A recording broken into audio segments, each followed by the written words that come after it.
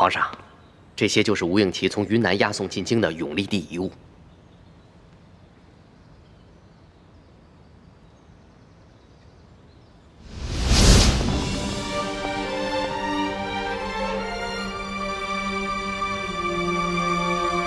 台上跪着的那个男人，还有他旁边跪着的那个女人，你好好的看看他们，记住他们的样子，永远不要忘记。他们是谁啊？我为什么要记住他们的样子，永远的不忘？先别问为什么，听义父说，好好看看他们，这是你第一次看见他们，也是最后一次看见他们。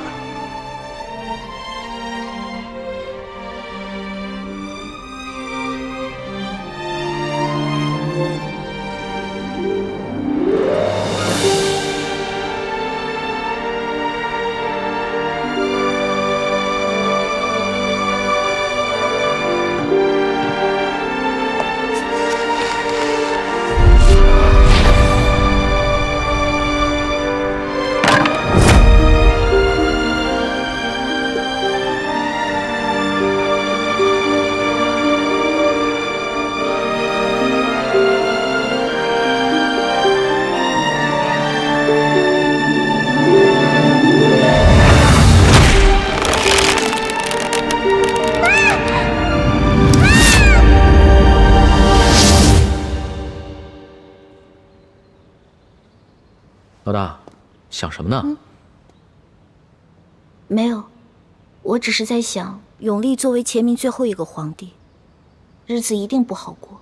他在被平西王绞杀之时，又作何感想呢？还能作何感想？这亡国之君呢，不如丧家之犬。朕看了这些遗物，也很受震动。所以，朕一定要励精图治，造福百姓，绝不重蹈前明的覆辙。龙小弟，我相信你，你一定能做好的。不过，吴三桂他派人夺走了金钥匙，肯定没安好心，你自己得注意点了。相比于金钥匙的真正下落，朕更在意的是，如何以永历帝为镜，做一个真正的好皇帝。再说了，就算这金钥匙在吴三桂手上，朕也不惧，因为铜匣子在朕的手里，所以他就算凑齐了3把金钥匙，也是没用的。龙小弟，你还不知道你手里的铜匣子其实是假的，也不知道吴三桂抢回去的金钥匙也是假的。真的钥匙已经落在朱哥哥手里了，否则你恐怕会寝食难安的。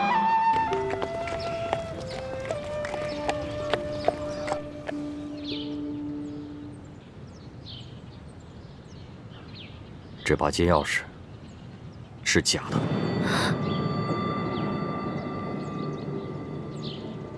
假的？不会吧，大师傅，你再认真看看。我是不会看错的。千影，你上当了。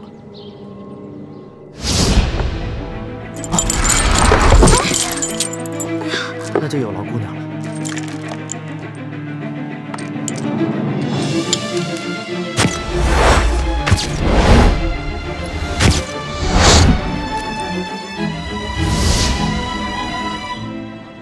师姐，你会不会被吴应奇那小子给骗了？不可能，吴应奇不知道金钥匙的秘密，他也不知道我接近他是为了金钥匙，所以他不可能放着一把假钥匙等着我去调包啊！你怎么能如此确定呢？四师傅，吴应奇和他爹吴三桂不同，他是个人品端方、有胆有识的谦谦君子。人品端方、有胆有识，还谦谦君子。千影，你对吴三桂的儿子评价挺高的。我说的都是实话。三师傅，其实樊师姐也没说错，这个吴应奇确实是温文尔雅、多才多艺，而且他一路上特别体恤下人，履行善事，而且面对强敌的时候也没有表现出什么懦弱畏惧。其实说真的，如果他不是吴三桂的儿子，弟子我也是真想和他结交的。哼，有其父必有其子，吴三桂这种大汉奸，怎么可能教得出这么好的儿子？倩影啊，画虎画皮难画骨，知人知面不知心。你爹说的对，你千万不要被吴应奇那个小子的外表给骗了。爹，在你眼里，女儿就是如此糊涂无用之人吗？你根本就没见过吴应奇。我和叶师弟已经跟他相处整整3个月了，如果换作是易欢的话，你也会这么不相信他的判断吗？倩莹，你爹不是这个意思，他只是想提醒你。易欢虽然生性贪玩，不求上进，可是他天资聪颖，绝不会那么容易被敌人的假象给迷惑的。是，易欢什么都比我好，我这个女儿什么都不如易欢。可是爹，你别忘了，我才是你的亲生女儿，易欢的亲爹是大师傅晋王。倩莹，师姐，倩莹，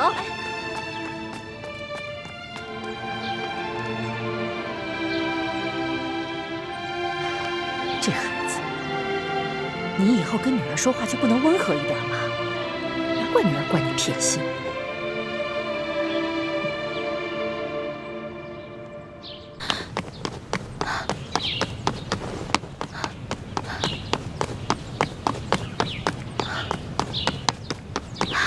哎，师叔姑娘，皇上吩咐过了，谁都不见。不行，我有重要的事情问皇上。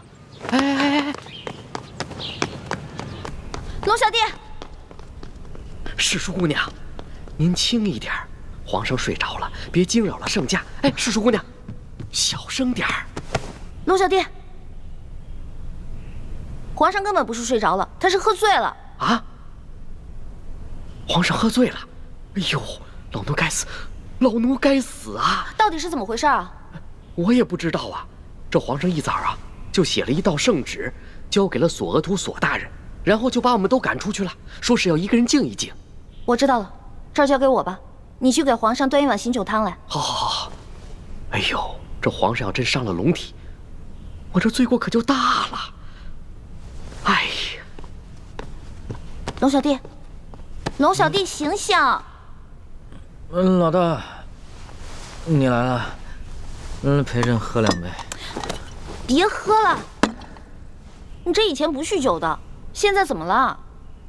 什么都别问了，陪朕喝2杯吧。不许再喝了！看着我，我问你，鄂必齐、隆德多是不是你下旨放他们的？你是皇上啊，你怎么能出尔反尔呢？天子的话，金口玉言，一言九鼎的。是啊，朕是皇上，应该金口玉言，一言九鼎的。你太让我失望了。老大，朕对自己也很失望。朕以为朕亲政了，就可以乾纲独断了，没想到。而且我就不明白了，你是皇上啊，你想做什么就做什么，而且你要杀的都是那些死有余辜的贪官污吏，既不违反大清律例，又顺应民心啊。老大，当皇上哪有那么简单啊？朕现在心里好难受，让朕抱一抱好不好？让朕抱抱。说话不算数，我再也不想理你了。哎，老大，老大，哎，起来。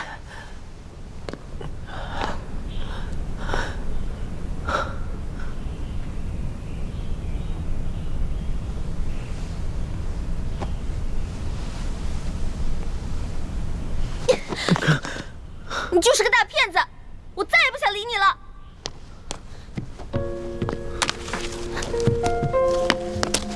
你还记得这把扇子吗？还记得上面的字吗？你曾经说过，你不会让你的耳朵变成摆设。可是如今我才知道，你不仅是一条装聋作哑、没脚没爪的龙，你根本就是一条虫。是一座红尘的城墙，煎熬过你给的苍茫，用半世的真换一世的伤，奈何不了无言过往。如果真心总喜欢流浪，谁会陪我遥望夕阳？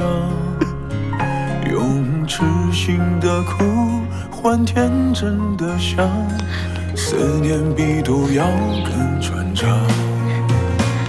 我不能和你在一起，相遇是最痛的别离。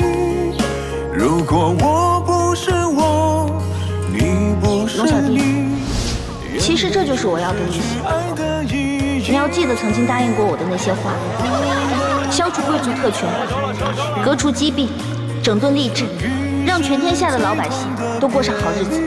好，我答应你，这个利息我一定还。一言为定。一言为定。盖章。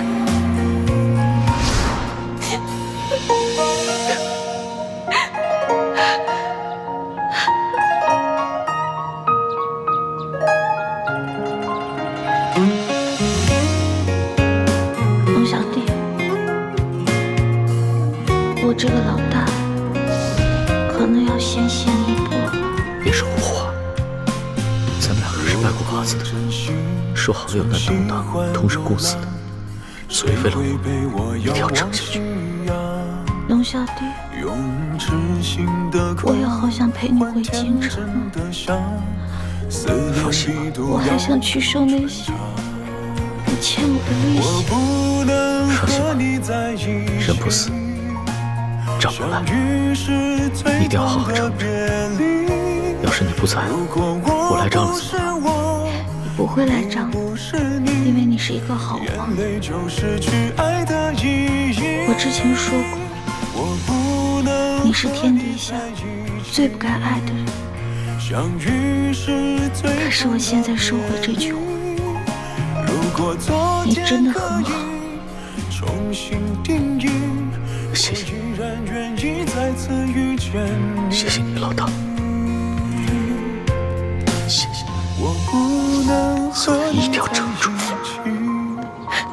相遇是最痛的别离。如果我不是我，你不是你，眼泪就失去爱的意义。我不能和你在一起。康熙在骗了我，康熙在骗了我。如果昨天可以重新定义，我依然愿意再次遇见你。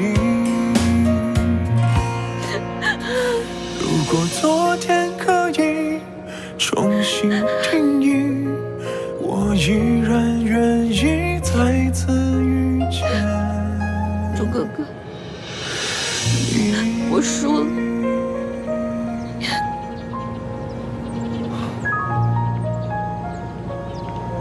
别难过了。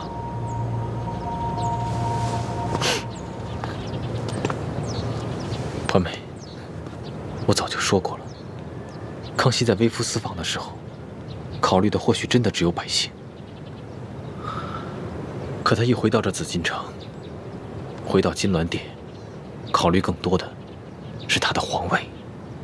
朱哥哥，我问你，如果有一天你当上了皇上，你会不会跟康熙一样，在你心里最重要的是黎民百姓，还是你的皇位？你要说实话，不许骗我。如果有一天我做了皇帝，康熙没能做到的，我都能做到。你说的是真的吗？我永远不会骗你。我跟康熙不一样，他从小生长在宫里，而我从小生长在民间。我对老百姓的感情和他对老百姓的感情是不一样的。我远比他了解民间的疾苦，朝廷的积弊。欢梅，如果有一天我骗了你，就让我天打雷劈，不得好死。我不用你发这些毒誓，我相信你，朱哥哥。最起码你没骗过我，不像康熙那样。我现在终于知道为什么师父跟爹要光复大明，扶你登基了。欢梅，你终于想明白了。我想明白了。而且通过这次山西微服私访，我也看明白了很多以前没有看明白的事情。像我们以前那样小打小闹，这里诛杀一个恶霸，那里铲除一个贪官，不过是图一时的快意恩仇，根本没有办法把老百姓从水深火热当中解救出来。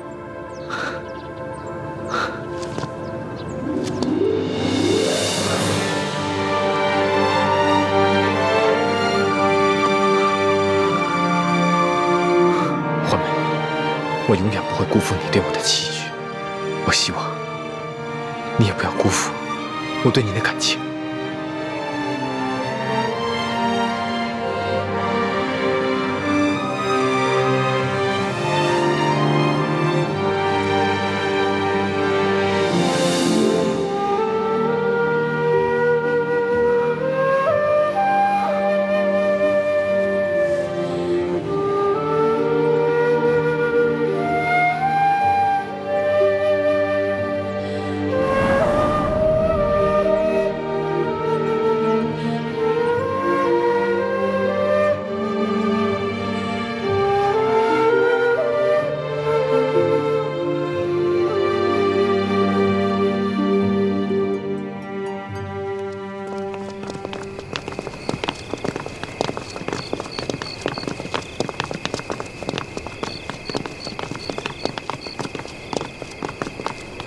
皇上吉祥。停身吧。是。叶欢呢？回皇上，诗诗姑娘已经安歇了。你们先退下吧。是。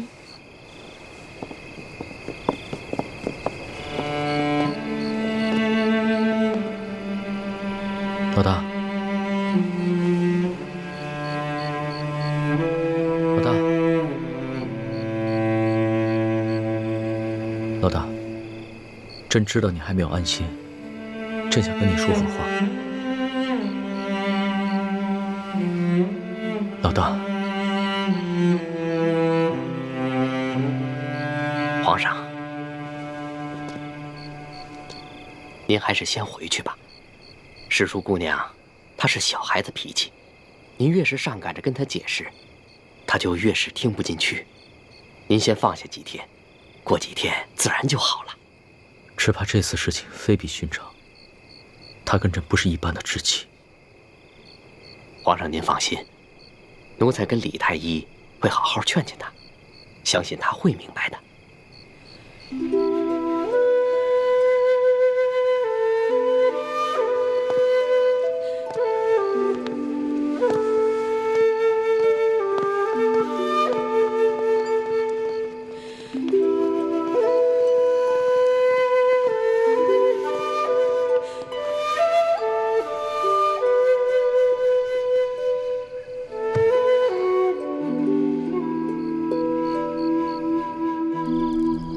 真没想到，康熙会临时改变主意。这样一来，你打算借机挑起清廷内乱的计划，怕是落空了。虽然计划落空，但欢妹及时醒悟了，也算是意外之喜。啊，那就恭喜大师兄了。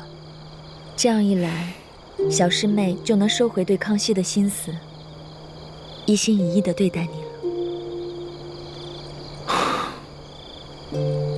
只怕这付出的感情，不是说收回就能收回的。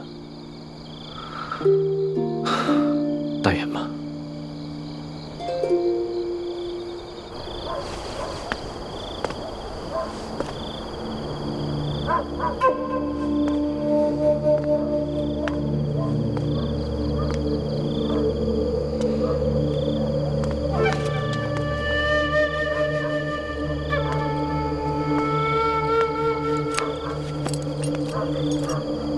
师弟，怎么什么动静都没有啊？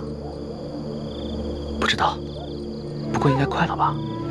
吴应奇最近几天每天都会在这个时候演出。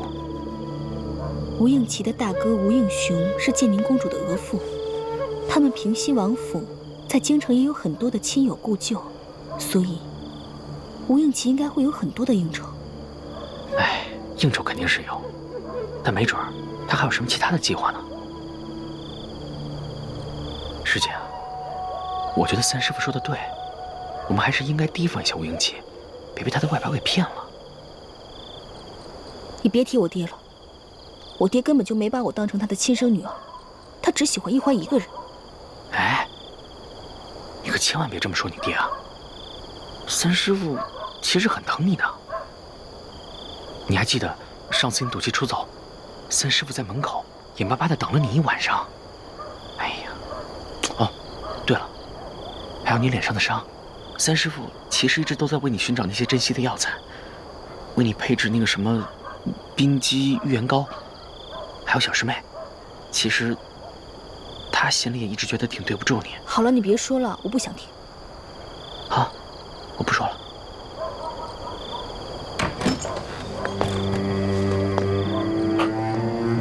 二公子，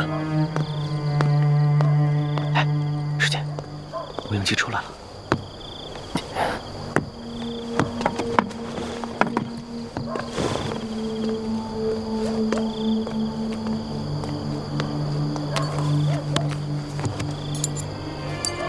这，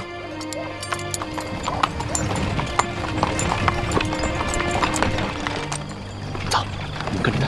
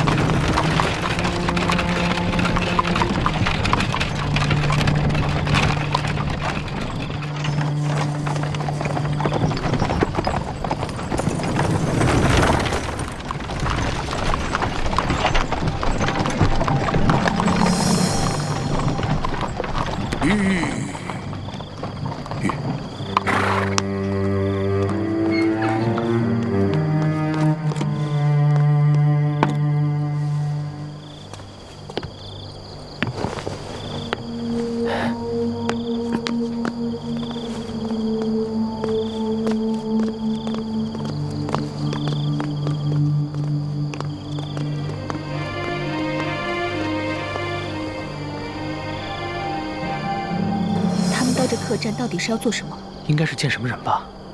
师姐，你在这守着，我跟进去看一下。嗯。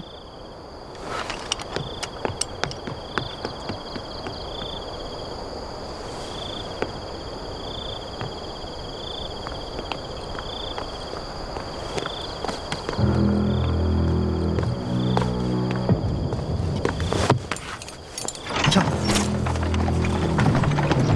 快跟上他们！师弟别急，只有石青红在马车上，吴允琪应该还在客栈里。哎，师姐，你看走眼了，那个驾马车的根本就不是石青红，而是吴应奇。他们刚刚在客栈里互相换了装束。难怪石青红今天一直带着竹笠，我这居高临下的看不清他的脸。原来他们在玩障眼法。吴应奇如此小心谨慎，只能说明一点，他在干的肯定是一个见不得人的事儿，说不定真的跟金钥匙有关。走。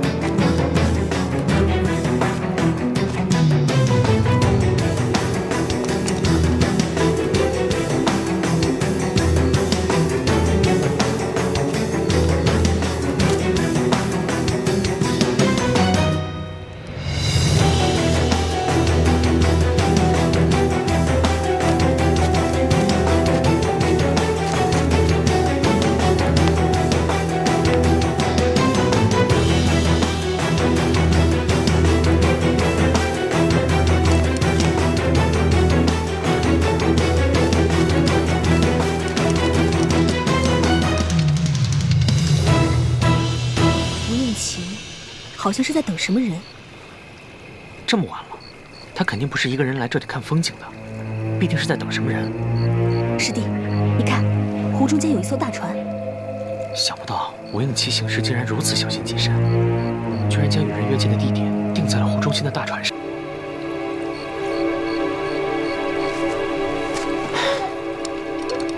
樊师姐，你该不会到现在还认为吴应奇只是一个胸无城府、只懂得琴棋书画的文弱书生吧？可是也有可能是吴三桂的指示吧？你别再拿这些借口自己骗自己了，好不好？师姐，三师傅那边我可以替你打掩护，不过三师傅说的对啊，吴应奇他毕竟是贼人吴三桂的儿子，我们不可以不防。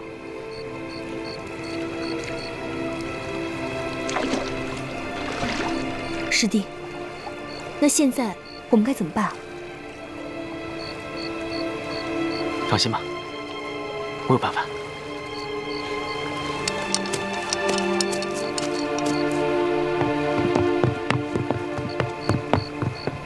二公子，二公子，师弟，你可千万注意安全，万一有什么意外，我随时去接应。好的。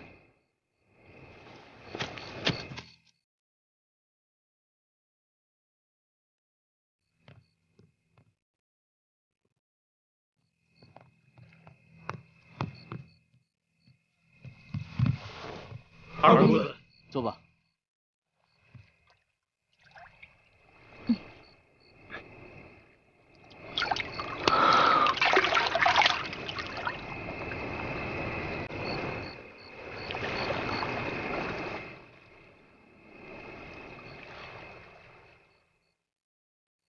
既然人都到齐了，那我们就开始吧。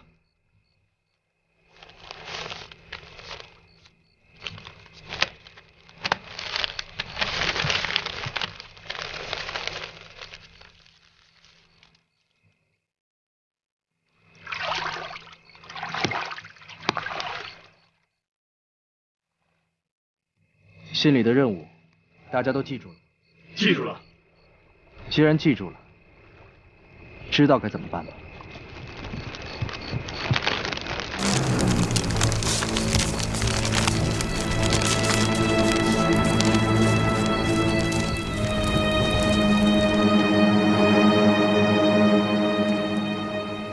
各位都是江湖上的英雄好汉，既然你们愿意效忠于我，那么就按我们之前说好的规矩来。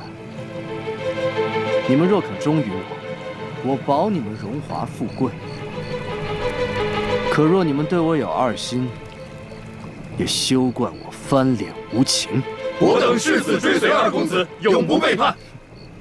好。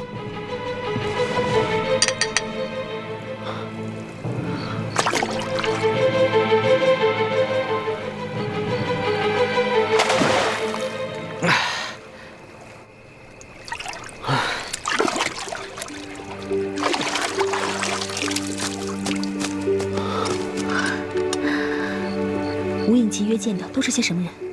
我看不到舱内的情形，不过舱里除了吴应奇，大概还有10几个人。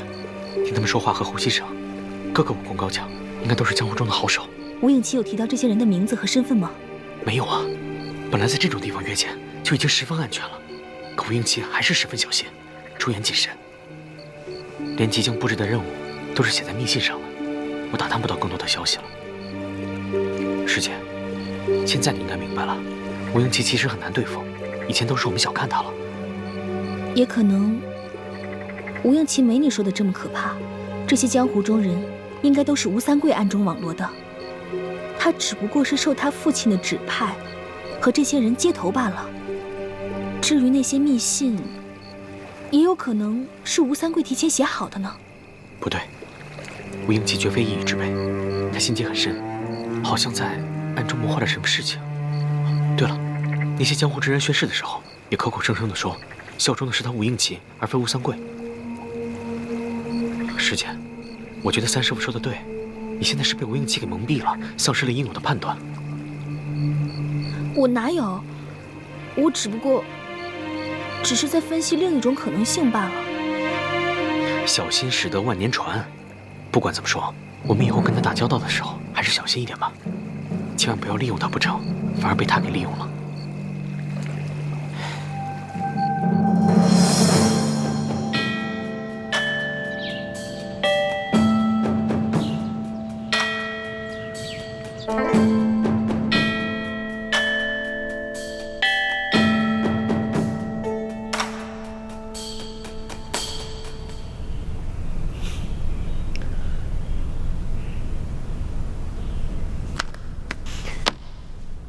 老大，你就别再板着一张脸了，行吗？皇上千万别折煞奴婢了。奴婢啊，跟皇上是尊卑有别，奴婢再也不敢冒充什么老大，冒犯龙威了。朕知道你心里还在生朕的气。没有，奴婢在皇上面前只是一只小蟑螂。哦不，奴婢就是一只小臭臭。只要您龙族一抬啊，就能把奴婢剁个稀巴烂。是吗？那你昨儿个还骂朕是个骗子，不仅是个骗子，还是天底下最大的骗子！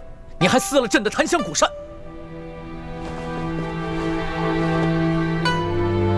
奴婢得了失心疯了，求皇上治罪，奴婢罪该万死。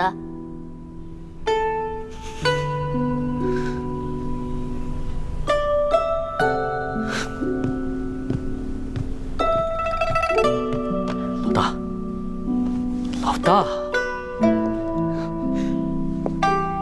你就别再和朕赌气了，好吗？你以为朕不想杀尽贪官，整顿吏治吗？朕想，朕做梦都想。可是朕这个皇帝也不是万能的呀。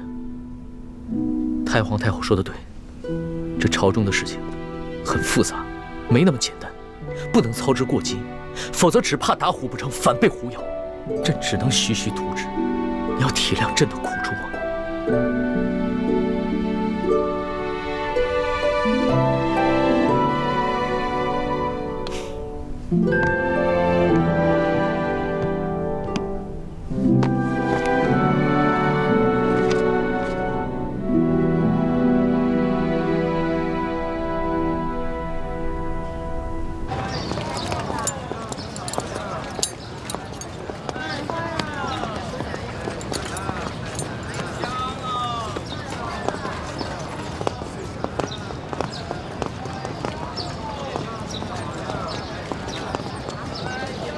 二公子，时候不早了，咱们该赶路了。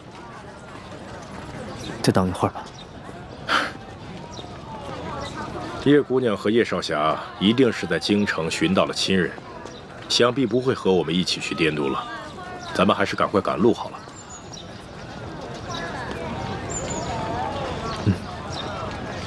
来，二公子请。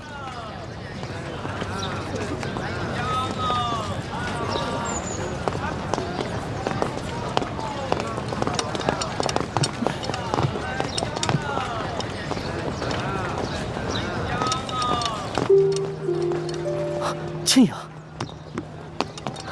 倩影，叶兄弟，二公子，二公子，我还以为今生再也见不到你了。所以说这就是缘分。我们原计划在京城投亲，但找了许久也没有找到，听说是以前搬到外地了。我本想在京城找一家镖局落脚，但是我妹妹一直拉着我，让我来投靠二公子。不知二公子可否收留我们兄妹二人？这还用问吗？求之不得。请。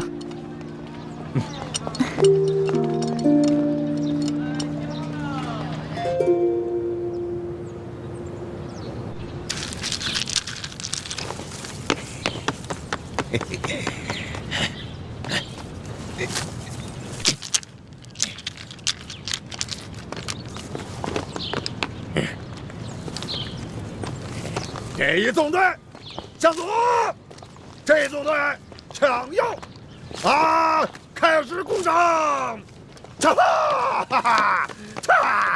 老爸，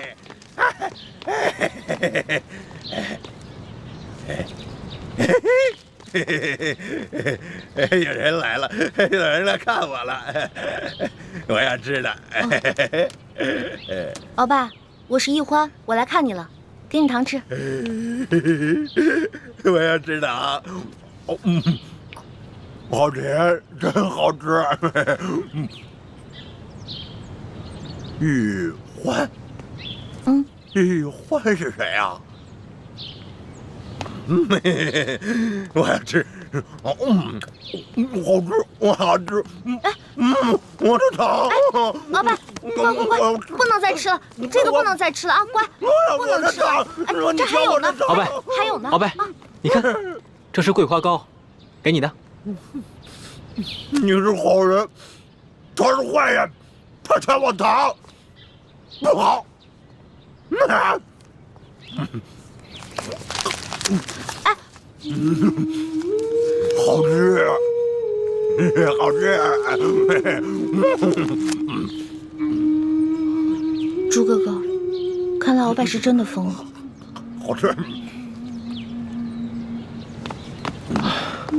吃完了，我们要杀出去。鳌拜，我们先走了啊，把吃的放在这儿，你自己慢慢吃。你们下次来看我，再知道。我还要。走吧。好吃，吃完了我们杀出去。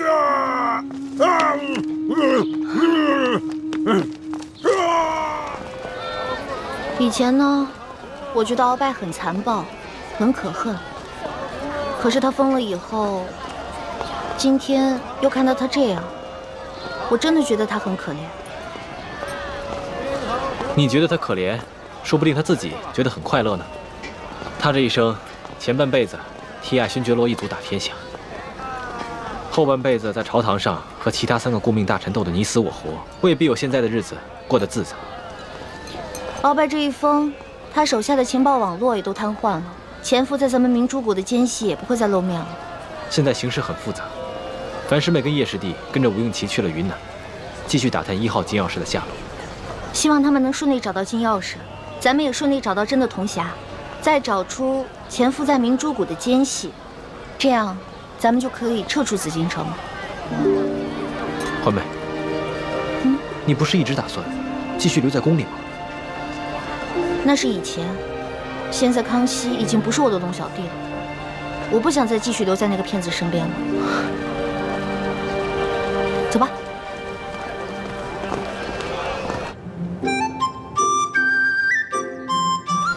来看一看啊，都是自家做的，带一个回去吧。看一看这个。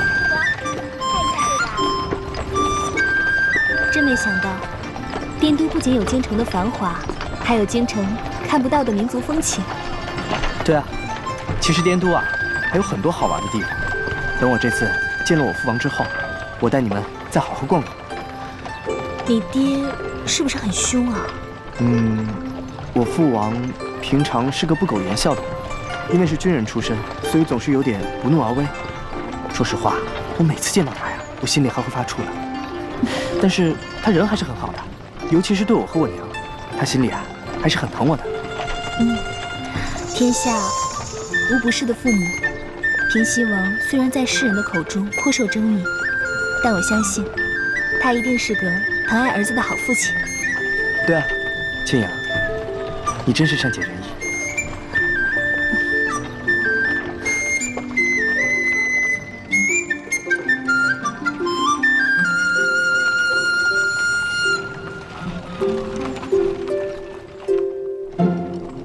二公子辛苦了。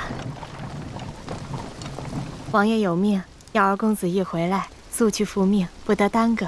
好，我这就去。叶兄，倩影，我娘和我喜欢清静，所以自行冠礼之后，我娘就随我搬出了王府。这样甚好。倘若真是平西王府的话，只怕我们兄妹二人还不敢踏入了。吴嬷嬷，这位是叶兄弟，叶姑娘，你要为他们安排最上等的客房。二公子放心，昨夜接到消息，我就准备好了，一切用度都安排了最好的。哎，对了，让你准备的药材，你准备齐了吗？大多都准备好了，都是双份，但唯有一味雪肤草只找到了1份。倩影，你看，为你调制药膏的药材，咱们可找齐了。可是，皇上命你把1份药材送往京城，这雪肤草却只有1份。皇上那边啊，咱们再想办法。当然是先给你找齐了药钱。叶兄，倩影，我还有要事，就无暇陪你们先拜见我娘了。你们先到府上安顿，有什么需要的就跟吴嬷嬷讲，等我晚上回来，再给你们接风洗尘。二公子且忙正事要紧，不必以我们兄妹二人为念。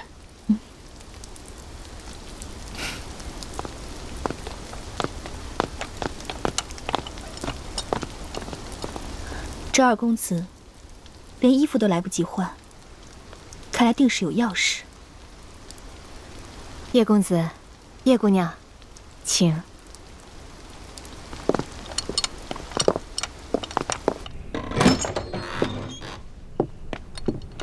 叶姑娘，请。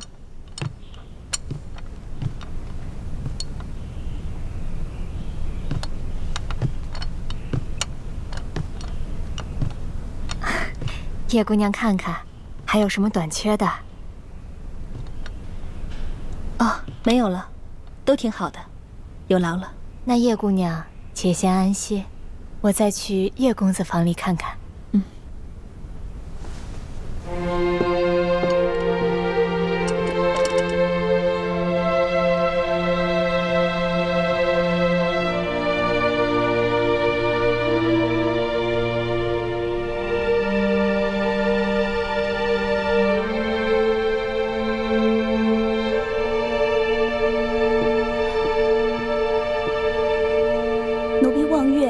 主母之命来请叶姑娘一见。你家主母是？我家主母是平西王侧妃，二公子的娘亲。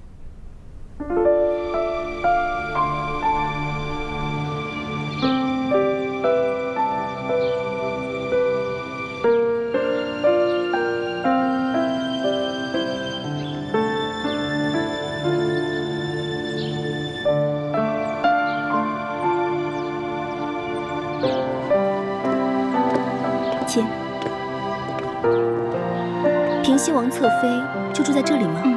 我家主母喜欢清静。叶姑娘，这边请。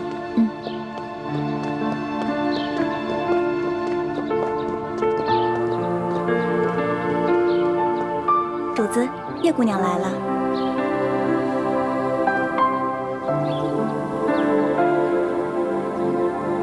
民女叶倩影拜见王妃。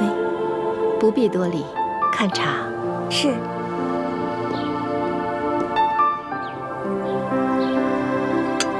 想不到二公子的娘亲如此年轻美貌，优雅端庄，也只有她这样的娘亲，才生得出二公子那样的儿子吧。我琪儿在家书上说，叶姑娘是他新结识的朋友。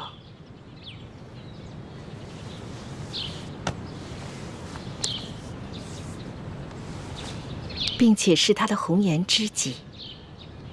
琪儿这一路上遇到了很多惊险，多亏了叶姑娘屡次搭救，我心里好生感激。王妃言重了，二公子吉人自有天相，我不过是略施以援手罢了。叶姑娘，你虽说是江湖儿女，但是性子却温柔和善，落落大方。我一见你，心里就好生欢喜。叶姑娘，你还是第一次来滇都吧？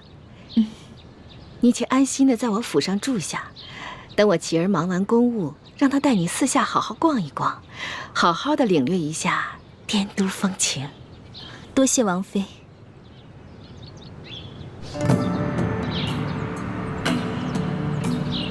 I don't ever slow up, no I don't take shit. I got no love for the fakeness. If you wanna play tough and wanna hate this, I'll always show up. I don't ever slow up, no I don't take shit. I got no love for the fakeness. If you wanna play tough and wanna hate this, I'll always show up and make a statement. I don't ever slow up, no I don't take shit. I got no love for the fakeness. If you wanna play tough and wanna hate this, I'll always show up and make a statement. Everything I do so instinctive and so passionate. Every word I move so descriptive like an adjective. I got a vendetta against people who patented being negative when you should be getting after it. I got facts over tracks, this and that. Spitting slow, spitting fast. I could roast, I could gas. Think I'm okay at last, but I... 孩儿不敢有所隐瞒。当初父王要孩儿运送永历帝的遗物进京，孩儿在登记造册之时，曾看过一眼这把金钥匙，但是也并没有十分留意。后来与山西总兵舒建会面之时，舒建特意将这把金钥匙贴身收藏，儿子也只是远远地看了一眼，对这把金钥匙的印象也并不是十分分明。后来父王命密使从书剑那夺回金钥匙，那密使也是直接带走了金钥匙，孩儿也就没有机会再见到。所以您要问孩儿，这把金钥匙是不是当初的那把，孩儿也不敢确定。你这话说的是真的？那这把金钥匙？假的。假的？那真的呢？不知道，下落不明。那父王真是大意失荆州啊！当年绞杀永历帝时，父王就见他镜中带着一把金钥匙。当时我虽怀疑永历帝如此贴身之物必定十分贵重，但我却猜不出它究竟有何用途。所以，当朝廷要父王将永历帝遗物全部押送进京时，就没有将它扣下。父王，您是什么时候知道这把金钥匙的用途的？10多年前，父王绞杀永历帝以后，就已经成为朱明联盟必杀之而后快的第1人，所以父王就在朱明联盟里安插了内线。在你们押送永历帝遗物进京后，我才从内线那里得到了消息。当年崇祯皇帝意识到大明江山危机时，就将宫里的宝藏隐藏在一个秘密的地方，然后绘制了一张藏宝图，藏在了一个铜匣子里。除了藏宝图，这铜匣中还藏有各地朱明联盟成员的潜伏名单。所以这把金钥匙就是开启那个铜匣子的。不错，打开这个铜匣子的金钥匙一共有3把，3把必须同时打开，否则就会破坏机关，毁掉铜匣子里的藏宝图与名单。孩儿办事不力，没想到这把金钥匙有这么特别的重要性，孩儿竟然让它在眼皮子底下被人掉了包。父王可以肯定，你出发时带走的金钥匙那是真的，所以一接到密报后，父王就立刻派人快马加鞭通知你换下金钥匙。没想到还是晚了一步，等我的人赶到时，金钥匙已经落到了书剑之手。没办法，我只好命人假扮劫匪杀了书剑，劫回金钥匙。可这把金钥匙已非是当初父王给你的那把了。孩儿办事不力，请父王降罪。琪儿，现在不是谈责任的时候，你要仔细想想，这一路上除了你和书剑之外，还有没有其他人也接触过这把金钥匙？这，琪儿，莫非你想起了什么？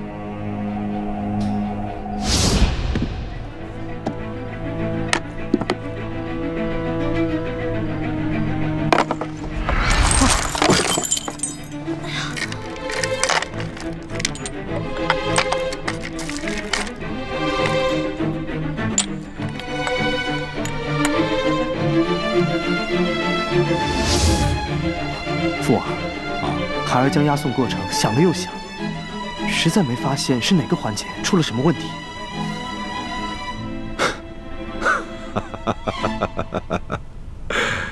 琪儿啊，你这次京城之行十分辛苦，父王啊，对你非常满意。我已命人将给你的赏赐送到你的府邸，你先回去好好休息。若是想起什么，再回来告诉父王。是，孩儿告退。嗯。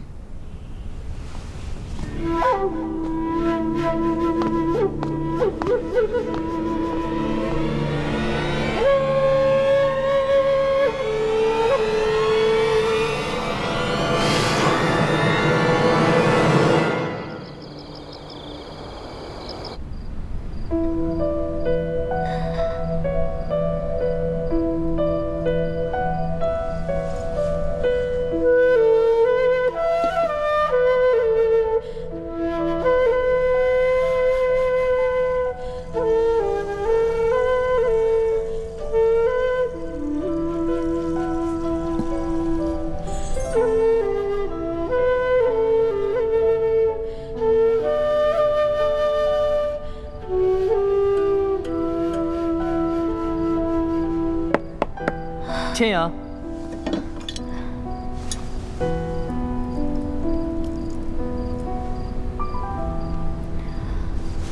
千阳，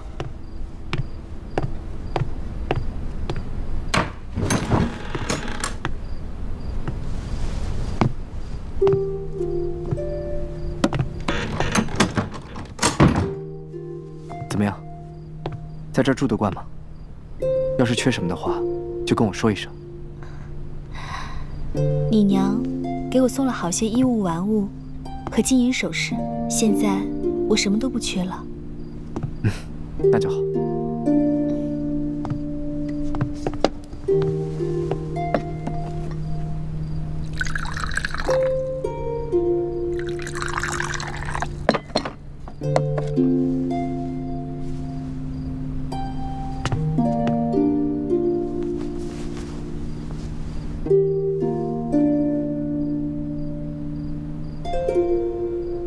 二公子，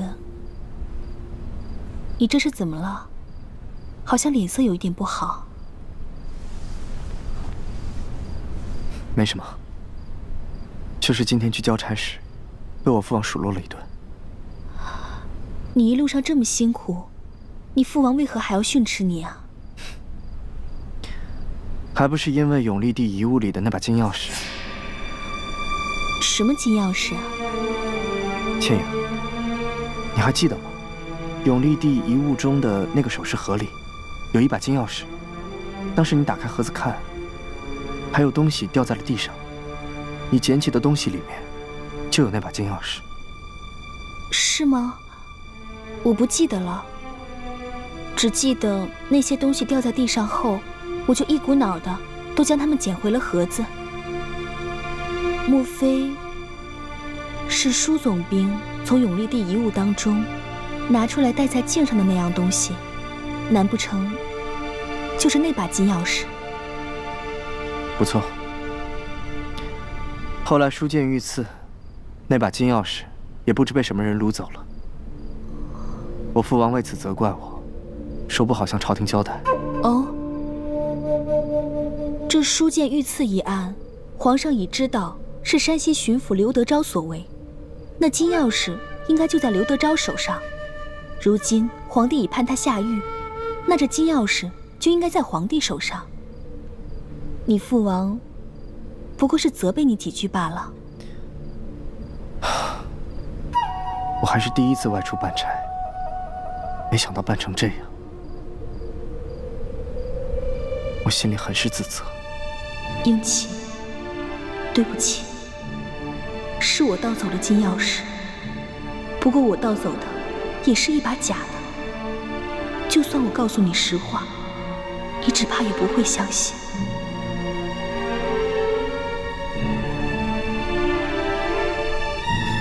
时候不早了，早点歇息吧。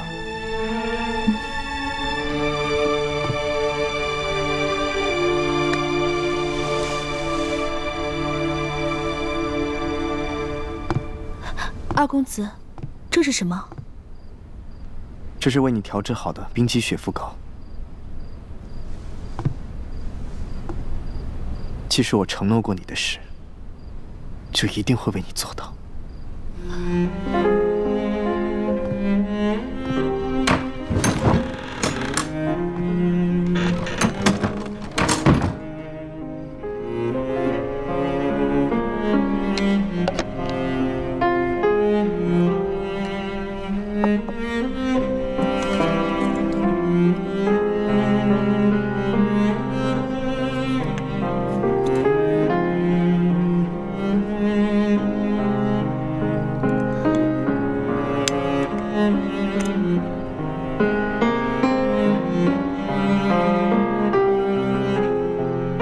英奇，对不起，对不起。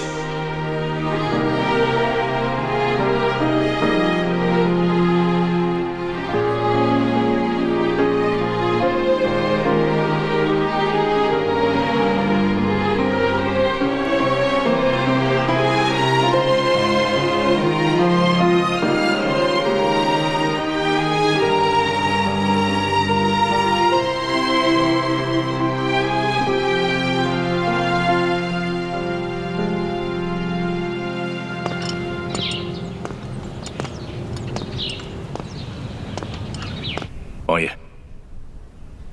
二公子一路押送永历帝遗物进京的事情就是这样。您还有什么疑问吗？石青红，这一路上有没有察觉二公子有什么可疑之处？这倒没有。不过，自从二公子见到了叶倩莹以后，好像很喜欢这个姑娘。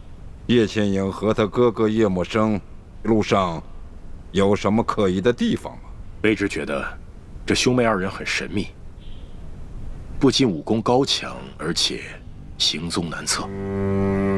说具体点儿。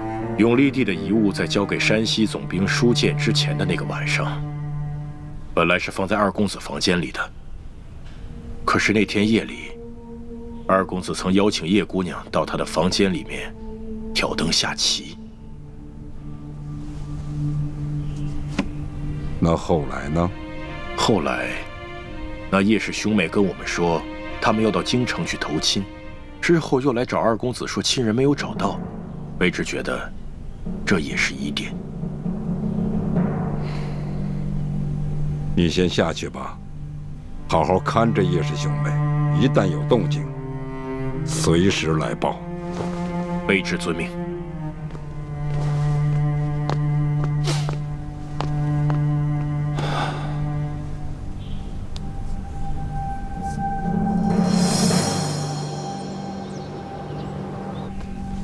二公子，王爷问我话的情形就是这样。好，对我果然忠心。这是我父王赏我的，现在他们都是你的了。这太多了吧，卑职不敢收。怎么？我父王说的话你就听，我说的话你就不听了？卑职不敢。老实啊，自从我父王把你调到我身边，我就知道你是来干什么的。二公子，卑职虽然效忠于王爷，但自从到了二公子身边，从未在王爷面前说过您半句坏话。我知道，要不然你也活不到今天。二公子，这话什么意思？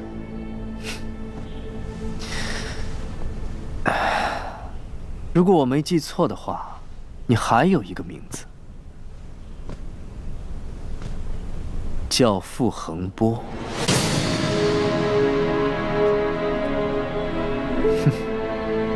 你怎么知道？我不仅知道你叫傅恒波，是曾经伏虎山的山大王，我还知道你曾经袭击过我父王的粮队，还偷袭过我父王。我父王左肩上的那道剑伤，也是你的杰作吧？后来看我父王在云南的势力越来越大，就改头换面，化作石青红，投靠了我父王。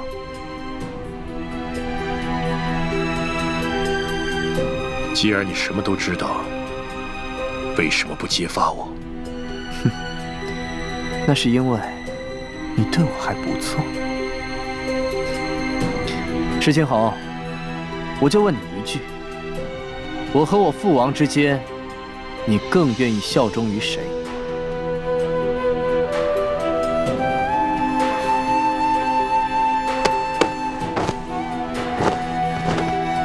卑职更愿意效忠二公子。哼，好。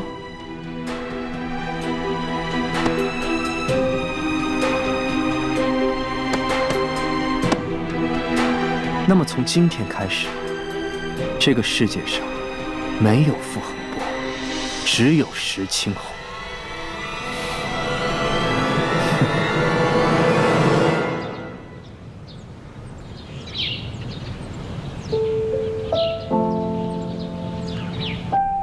叶欢，这个是吴应奇命人快马加鞭从云南送来的药材，你看一看，是不是你要配置冰肌血肤养颜膏的药材？朱哥哥，我辨别药材的能力没有你强，你帮我看看吧。好。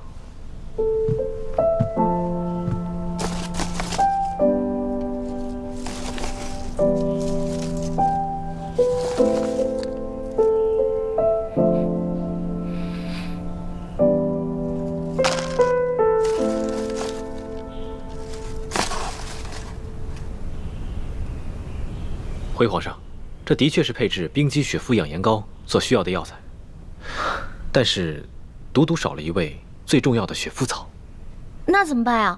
那冰肌雪肤养颜膏是制不出来了吗？那不是，叶欢，你先别着急，我让吴应奇再想想办法。奴婢不敢有劳皇上。皇上说过，皇上不是万能的，很多事情也没有办法做到，所以还是等奴婢出宫以后自己慢慢找吧。叶欢，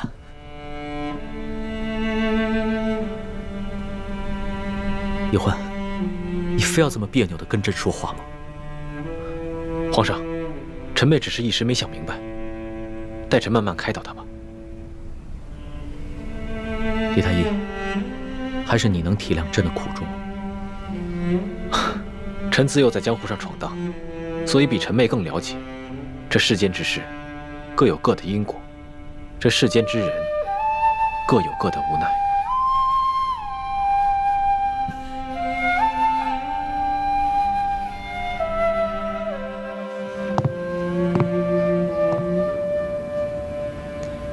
吴应奇既然已经开始盘问金钥匙的事情，显然是对我们起疑了。我想，我们必须赶紧撤了，不然只怕走不了了。不行，我们的任务还没有完成，不能就这么半途而废。吴应奇虽然对我们有点起疑，但没有说破，反而送了我冰肌雪肤膏，这说明他没有任何证据。如果我们就此撤离，反而坐实了他对我们的怀疑。好，那我们就再观察一下看看。不过如果形势不对的话，我们只能放弃任务，先撤离再说。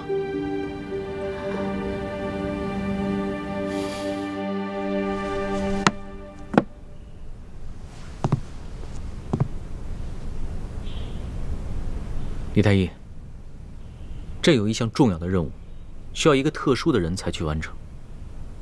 此人必须武功高强，有勇有谋，最重要的是，还要对朕绝对的忠诚。一旦事情败了，不能说出是朕的旨意。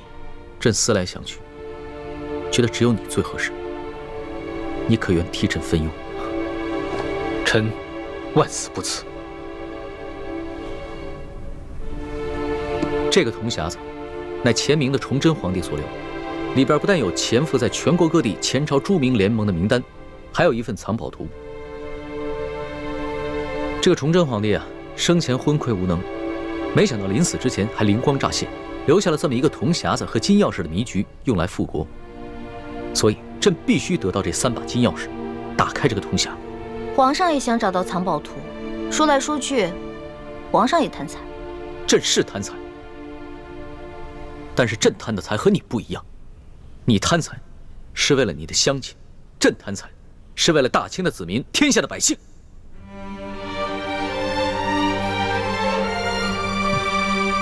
我大清打入京城之时，得到的只是一座空城。紫禁城里和国库的财宝都已经被崇祯皇帝提前转移了。眼下江山初定，天灾人祸不断，我大清国库空虚，朕有许多执政良策，都因为没钱而无法实施。可是鳌拜说过，这3把钥匙，一把在台湾郑经手上，还有一把在前明继王李定国的手上，最后一把在吴三桂手上。想要凑齐这3把钥匙，简直是难上加难。再难也得想办法。只要找到这3把金钥匙，将这些反党一网打尽，那朕就可以安心的处理朝政了。最重要的是，朕修路架桥，治理旱涝灾害，开办善堂，减负利民的钱就有了。现在说的那么好听，谁知道找到藏宝图以后，会拿这些钱真的实行善政，还是拿来跟自己的文武百官、皇亲国戚来奢靡享乐呢？皇上，臣定当倾尽全力，协助皇上找齐3把金钥匙。这3把金钥匙要一把一把的找。眼下李定国行踪不定，郑经远在台湾，只有吴三桂那把最容易得到。皇上的意思是，要臣去一趟平西王府，偷金钥匙。朕是不能下旨要吴三桂交出金钥匙，那样的话，他会抵赖说这把金钥匙早在山西的时候就已经被刘德昭的手下给劫走了。所以朕得派人悄悄的去偷。